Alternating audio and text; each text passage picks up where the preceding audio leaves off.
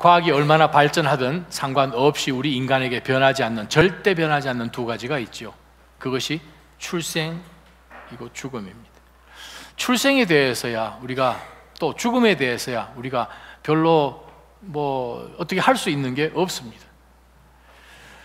태어날 만한 시간 대강 우리는 추측할 수도 있죠.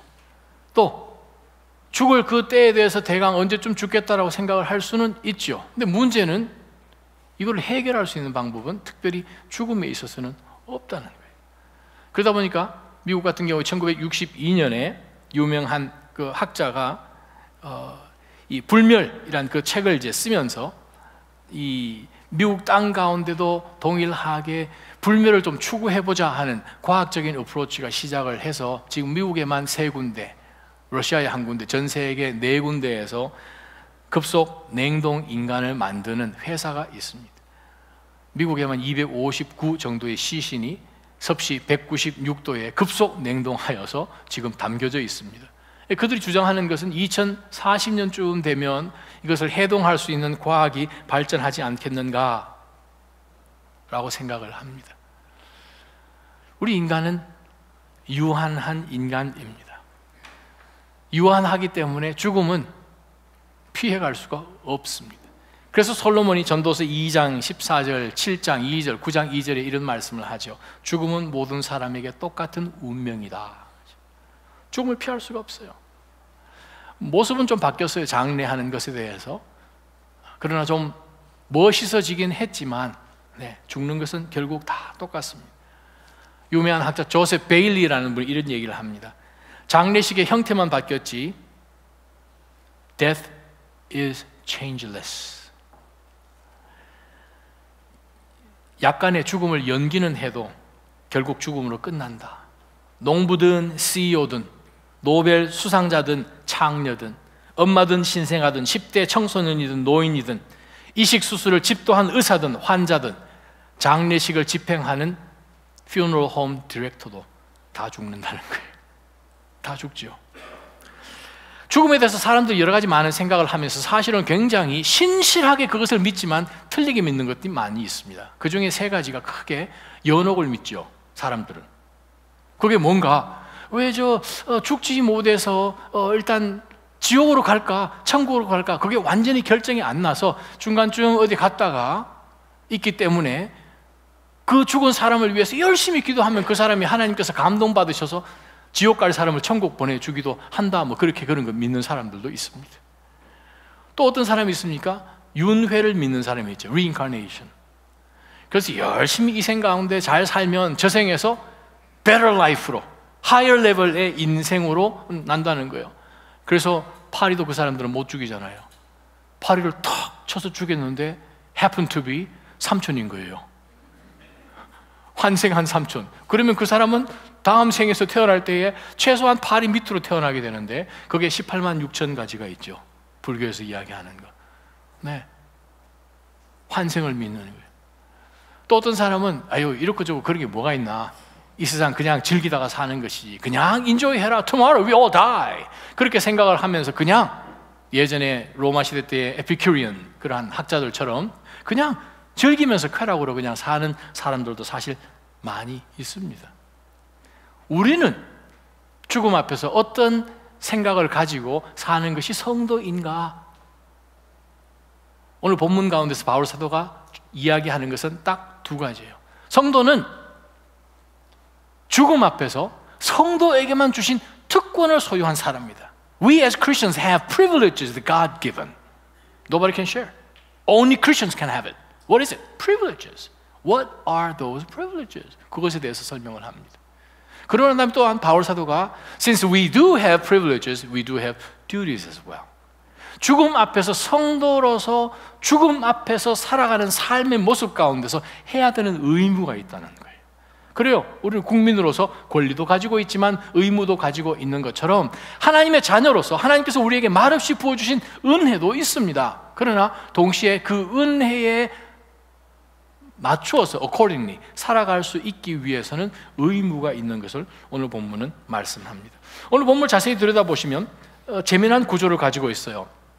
1절과 2절, 4절은 중간에 그렇기 때문에 라는 접속사로 문장이 원문에서는 시작을 합니다. 그래서 포커스가 사실은 이 본문 가운데서 5절, 6절이 포커스예요. 그러고 나오면서 1절부터 4절까지 전체 내용이 우리 가운데 하나님이 어떤 프리빌리지를 주셨는지에 집중하면서 바울 사도가 설명을 합니다. 자, 먼저 1절부터 4절까지 한번 보겠습니다. 바울 사도가 이렇게 이야기합니다. 우리는 땅 위에 있는 우리의 장막집이, 텐트가 무너지면 하나님이 지으신 텐트가 아니라 집, 곧 사람의 손으로 지은 것이 아닌 하늘에 있는 영원한 집이 우리에게 있다는 것을 알고 있습니다.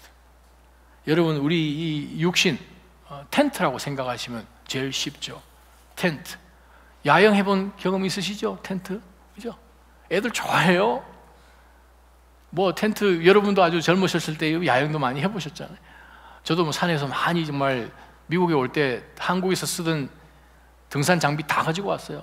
텍사스에 왔더니 산이 없더라고요. 산 가려면 13시간 서쪽으로 운전해야 엘파소 근처에 산이 조그만 게 있고, 그래서 나중에 다 버렸지만 텐트 재밌죠? 한 2, 3일은. 그런데 만약에 아이들이 야영 가서 텐트를 너무 좋아하는데 너 거기서 한 2달만 살아. 오, 애들 막 울걸요 아마. 바울 사도가 우리에게 무슨 이야기 하는 거예요? 우리 이 몸은 텐트라는 거예요. 근데 그 텐트가 조금 지나면 어떻게 됩니까? 무너지지요. 조금 지나면 여기저기 줄도 끊어질 것이고, 또 텐트 캔버스도 찢어질 것이고, 뭐 팩도 그냥 부러질 것이고, 고장 나지요. 고장 나요. 요즘 우리 가끔 여러분 몸 아프셔서 병원 가시잖아요. 저도 뭐 발목 삐고 이러니까 요즘 침도 맞고 막 이렇게 하는데, 족부외과 뭔지 아십니까? 텐트 팩 고치는 그거예요. 네. 피부과가 뭔지 아십니까? 피부과는 텐트 그 바깥에 표피, 비 오면 하는 그 레인 플라이 고치는 곳이, 네, 피부과예요. 정형외과는 여기저기 찢어지면 패칭하는 그것이 전문인 것이고, 지퍼 고장 나면 나는 가는 데 어디예요? 치과잖아요. 네. 웃으셔야 되는데 그게 텐트예요. 텐트. 그 텐트예요. 고장 나는 거예요. YKK라도 고장 나는 거예요. 근데 보니까 바울 사도가 이렇게 이야기합니다. 인생이 그냥 텐트 속에 사는 것이 아니라 우리가 이 텐트가 무너지면, 사람의 손으로 열심히 세웠던 텐트가 무너지면 하늘에 하나님이 만들어 놓으신 예비하신 영원한 집이 있다는 거예요. 예수님께서 십자가 지시기 바로 직전에 요한복음 14장 1절에서 4절까지 제자들에게 말씀하시면서 너희 마음에 두려워하지 말라. 하나님을 믿으니 또 나를 믿으라. 나 지금 가서 너희들이 거할 하나님의 거처, 그곳에 거처가 참 많은데 그거 예비하러 간다라고 하신 거예요. 여러분 믿으십니까? 하늘에 여러분들을 위해서만 입주 딱 완료하는 그 하나님의 맨션을 지난 2000여 년 동안 예수님께서 준비하고 계시다는 것을, 아멘? 보통 사람이 가서 집 짓고 하면 뭐 10년 정도 지나면 굉장히 멋들어진 집을 만들겠죠. 하나님이신 성자 예수님이 지난 2000년 동안 인테리어 공사해가지고 여러분을 위해서 집을 마련하셨다면 그 집 도대체 어떤 집일까요? 바로 그것을 바울 사도가 이야기합니다. 성도들에게 어떤 프리빌리지가 있습니까? 어떤 굉장한 특권이 있습니까? 하나님이 직접 지으신 집이 있습니다. 2절 보세요. 우리는 하늘로부터 오는 우리의 집으로 덧입기를 간절히 사모하며 이 장막 집에서 텐트에 사는 동안 우리는 탄식하죠. 그 이유는 고장나는 거예요. 인생 가운데 어려움을 만나는 거예요. 뜻하지 않은 가운데서 폭풍우를 만나죠. 제가 한번 예전에 지리산 총각 때 등산 가서 야영을 하는데, 뱀사골 유명한 곳이죠. 한참 자는데 웽 소리가 나서 일어나니까 이 폭우가 쏟아졌다고 빨리 지금 피신하라 그래서 한밤중에 일어나서 텐트 들고 높은 지대로 막 도망 한번 간 적도 있었습니다. 비가 와가지고요 한 4일간 갇혀 있었습니다. 정말 나무 뿌리 패먹으면서 남은 것 주워다니 먹으면서, 네, 그렇게 지난 적도 한번 있었어요. 탄식하지요. 한계가 느껴지니까. 바울 사도가 이야기합니다. 이 땅 가운데 살면서 우리가 한계를 탄식하며 한계하고 있지만 우리에게 소망이 있는 것은 3절입니다. 만일 우리가 이 장막을 벗을지라도 우리가 벗은 사람으로 발견되지 않는 은혜가 있다는 거예요. 왜 그렇습니까? 하나님께서 우리에게 영원한, 요동치지 않는 하늘의 집을 하나님께서 여러분에게 주셨다는 거예요. 무엇을 통해서? 예수 그리스도를 통해서. 그것을 바울 사도가 이 고린도 성도들에게 이야기합니다. 그러면서 4절에 굉장히 중요한 이야기를 하죠. 우리는 이 장막에 살면서 무거운 짐을 지고 탄식하고 있습니다. 우리 속에 있는 죄성이요. 신앙인으로 살고 싶긴 한데 내 속에 있는 죄라는 것이 드러나고 나라는 것이 드러나고 하는 가운데서 그냥 우리는 탄식하죠. 하나님의 뜻대로 살아야 되는데 텐트 가운데 살지만 하늘에 집이 있다는 것을 알고 있지만 그것이 내 마음까지 밑으로 안 내려오다 보니까 내 속에 있는 것이 자꾸 나오죠. 그러다 보니까 쓰러지죠. 쓰러진 자신을 들여다보면서 우리는 탄식합니다. 하나님 언젠가 이것을 벗어날까요? 언제 하나님께서 우리를 완전히 딜리버 해 주실까요? 하는 가운데서 우리가 탄식하면서 살고 있습니다. 그러면 탄식하는 가운데서 우리가 어떻게 그러면 하나님이 우리 가운데 영원한 하늘의 집을 주셨는데, 특권을 주셨는데 어떻게 누리면서 사는가? 4절 하반절을 보세요. 바울 사도가 이야기합니다. 우리는 이 장막을 벗고자 하는 것이 아닙니다. 자, 우리는 텐트 속에 삽니다. 텐트 속에서 탄식하며 삽니다. 텐트 언제 무너질까 여기저기 고치면서 살지만 언젠가는 무너지는데, 우리가 무너지면 하나님이 예배하신 영원한 집이 있습니다. 그럼에도 불구하고 우리 속에 있는 죄로 인하여서, 성질로 인하여서, 우리가 실수해서 넘어짐으로, 혹은 우리가 거짓말함으로, 무엇을 우리가 다른 사람에 의해서 힘들게 하는 그러한 일을 통하면서, 우리가 온갖 상황 속에서 우리의 한계, 인간의 한계, 모터, 인간의 한계를 느끼면서 우리는 살면서, 그럼 어떻게 할까요? 아유, 죽어버리자, 다 포기해버리자. 바울사도 이야기합니다. 우리는 이 장막을 벗고자 하는 것이 아닙니다. 하나님이 우리로 하여금 이 텐트 속에서 살도록 해주셨어요. 텐트 속에 살긴 하지만, 질그릇 속에서 사는 것 같지만, 질그릇인 것 같지만, 질그릇 속에 있는 보물, 보화인 예수 그리스도를 보라고 하신 것처럼 무거운 짐을 지고 가운데서 탄식하고 살지만, 바울이 이야기하는 것은 이것입니다.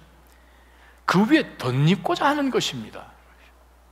텐트를 벗어버리는 그것이 아니라 덧입는 것입니다. 그 말은 무슨 말인가 하면, 우리가 텐트 속에 살지만 하늘의 영원한 집이 우리 속에 덮어주는 것처럼, 우리 겨울에 추우면은 컴포트, 다운 컴포트 뭐 있는 것처럼, 그죠? 큰 이불을 덮는 것처럼 하늘에 놀라운 그 엄청난 집으로 하나님께서 우리를 위로해 주시는 그것을 덧입은 상태 속에서 텐트 속에서 사는 것입니다. 저와 여러분이 살면서 아이고 사는 그것이 아니라, 비록 탄식이 나오는 텐트 속에서 살지만 바로 이 영원한 하나님의 나라에 관한 분명한 퍼스펙티브를 가지고 그것을 덧입어서 살아라는 거예요.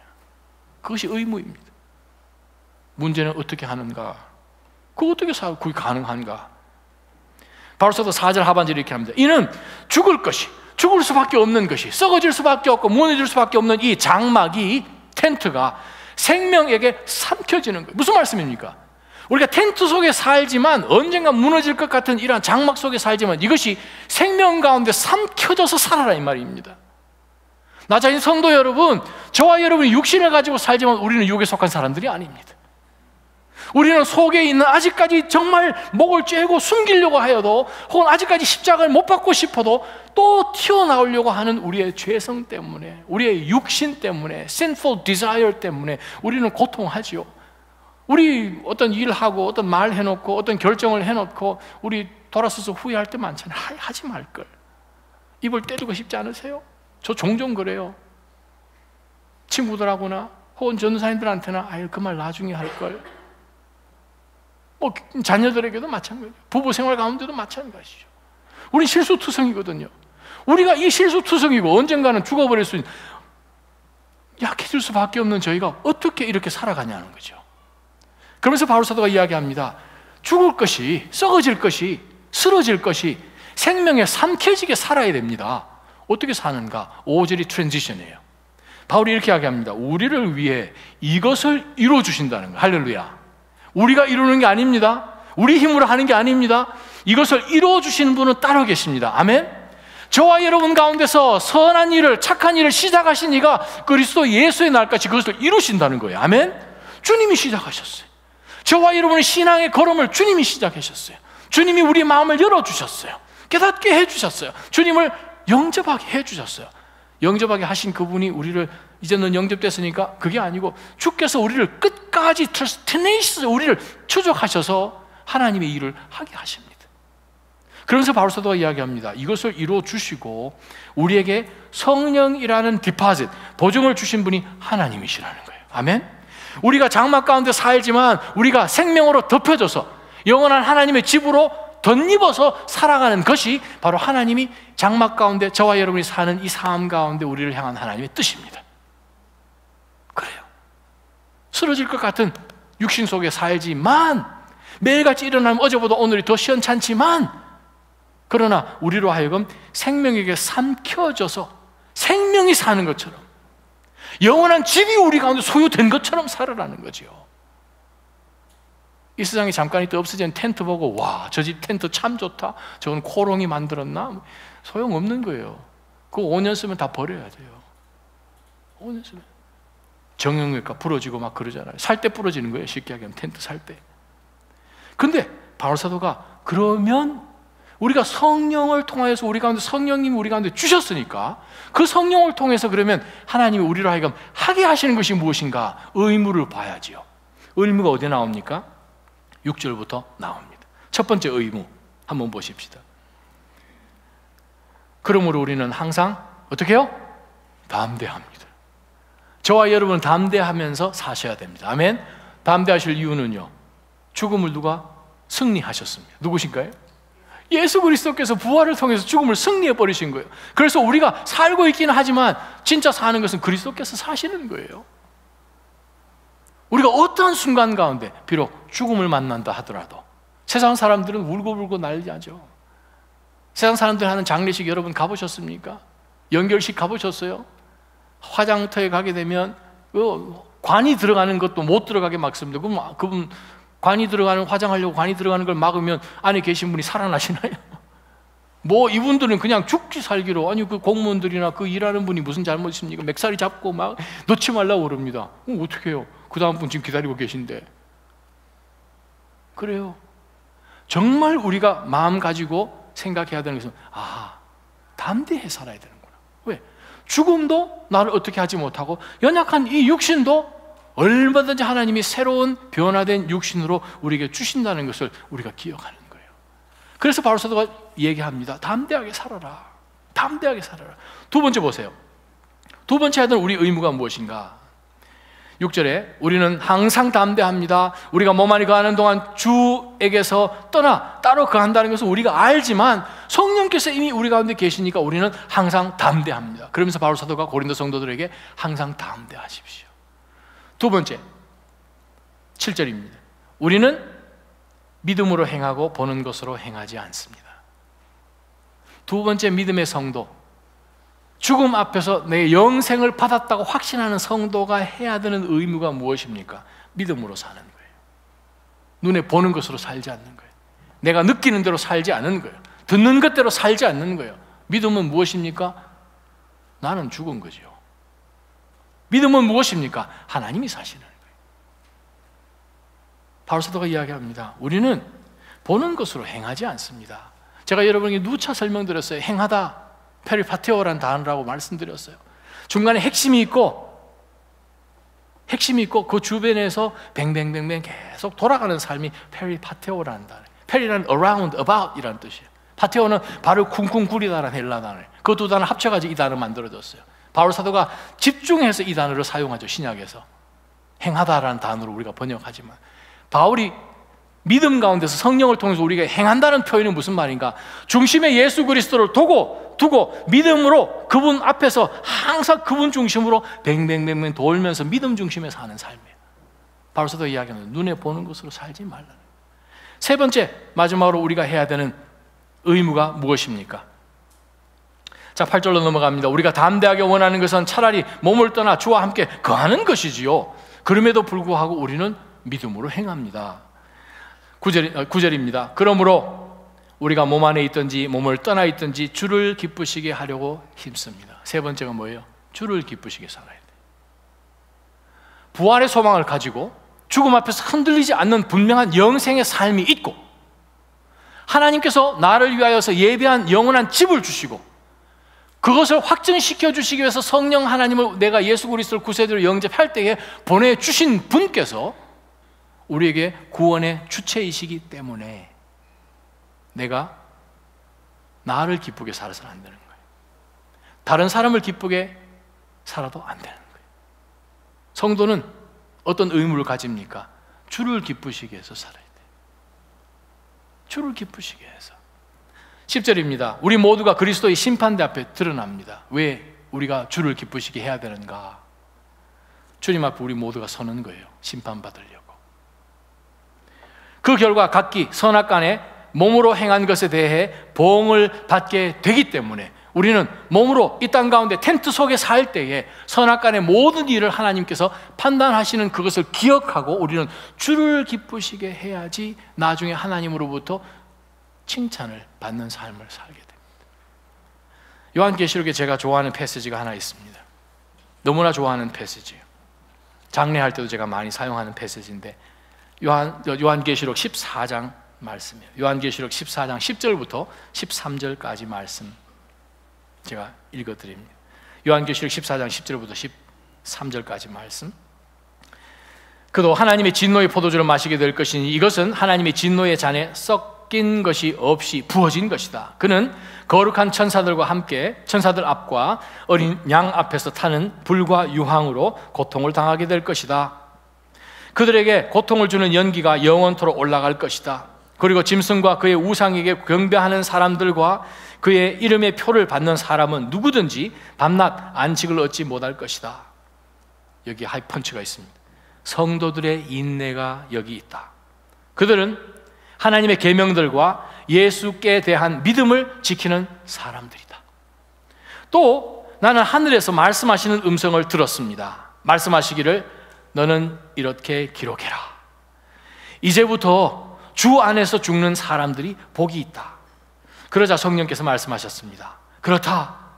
그들이 수고를 그치고 안식할 것이다. 이는 그들의 행위가 그들을 따를 것이기 때문이다. 자, 성도와 죽음과의 관계를 사도 요한을 통하여서 요한계시록 14장에 기록된 말씀이에요. 이 말씀 앞부분에 보게 되면 이 천사들을 통하여서 바로 진노의 바로 그 하나님의 심판이 내리는 그것을 먼저 설명을 하고 난 다음에 사람이 죽으면 아무 그 다음에 생이 없는 것이 아니라 히브리서 9장 27절 말씀처럼 한 번 죽는 것은 사람에게 정한 것이고 그 이후에는 하나님의 심판이 있습니다. 하나님의 심판때가 되기 전에 우리가 예수 그리스도를 믿음으로 영접한 자에게만 하나님 나라에 들어갈 수 있는 특권이 주어지는 거예요. 그래서 세례 요한이 이렇게 듣고 있는데 하나님의 음성이 들린 거예요. 하늘에서 성부 하나님의 음성이 들렸어요. 뭐라고 말씀하시는 거 아니? 너는 이렇게 기록해라. Write this down. 이렇게 기록하라. 구약과 신약 성경에 9번밖에 안 쓰여진 굉장히 중요한 말씀이에요. 하나님이 정말 중요한 말씀을 하실 때 선지자들에게 이 말은 기록해라 라고 말씀하셨어요. 세례 요한에게 이거 아주 중요한 말이니까 기록해라. 뭐라고 기록할까요? 지금 하고 있는 가운데서 하나님이 이렇게 말씀하십니다. 너는 이렇게 기록해라. 이제부터 그리스도 안에서 죽는 사람이 복이 있다. 할렐루야.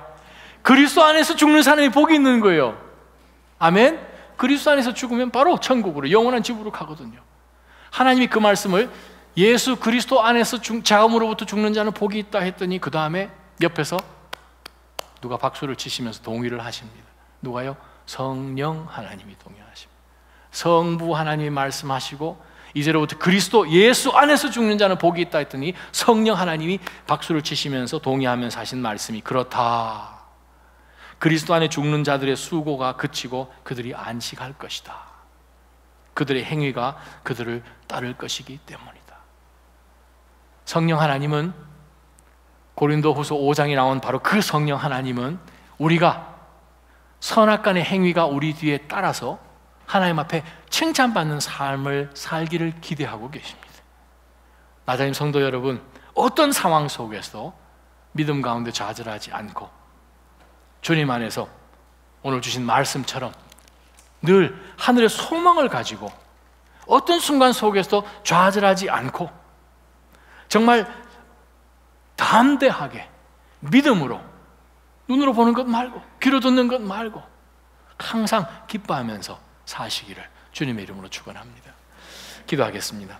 살아계신 하나님 아버지, 제가 오늘 이 말씀 들여다보면서 주여 저희에게 영생을 주셨는데 이 영생을 가진 자들로서 비록 죽음이 우리 앞에 다가온다 할지라도, 우리 연약한 육신이 점점 연약해진다 할지라도 저희가 어떻게 연약함 가운데서 하나님의 영원한 강력함을 덧입을 수 있을지 말씀해 주셨습니다. 하나님, 저희로 하여금 항상 믿음 안에 담대하게 해주시고 어떤 순간 속에서도 믿음으로 행하게 하여 주시고 어떤 환경 속에서도 하나님 때문에 기뻐하는 저희 되게 하여 주옵소서. 예수님의 이름으로 감사하며 기도하옵나이다. 아멘.